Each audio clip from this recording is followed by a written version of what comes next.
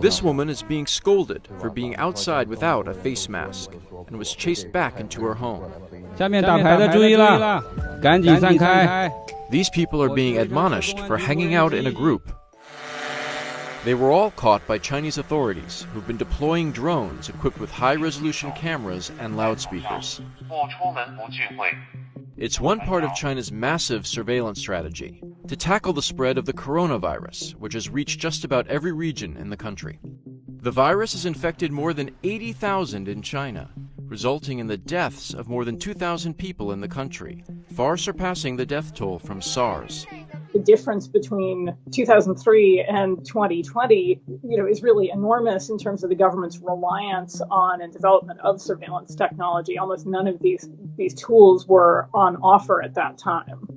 Sophie Richardson is the China director at Human Rights Watch. She says during this public health crisis, China is embarking on an unprecedented use of surveillance by using big data and its citizens.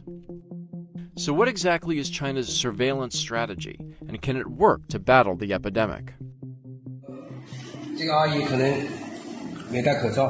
There are an estimated more than 300 million surveillance cameras in China, and authorities are using them to monitor Chinese citizens. Many of the surveillance cameras in use in China now are equipped with facial recognition capabilities, which simply gives the authorities the ability to track who specifically has gone to which precise location.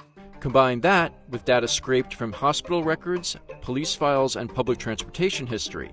All that is stored and linked to national ID cards, which gives the Chinese government granular information about all its citizens. In January, a man who tested positive for the coronavirus used public buses and subways to crisscross China's eastern city of Nanjing. The police posted his journey with specific dates and times on social media, with a warning that anyone who is in that area get tested for the virus. China's public health authorities have been candid about the use of big data during this public health crisis.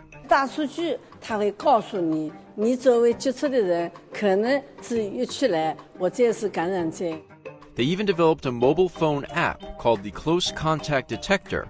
The app has a database of people who have tested positive or have symptoms. So as soon as you type in your name and national ID and log in, the app will tell you if you've ever come into close contact with someone who tested positive, or if you're in the clear. So far, more than 200 million people have used the app. These new and different uses of technology around the coronavirus may help resolve some of the public health concerns, but it's also another way for the government to gather large amounts of information about people really effectively without their consent, and in some cases without even their knowledge. Chinese health officials say all this data is in the pursuit of controlling the epidemic.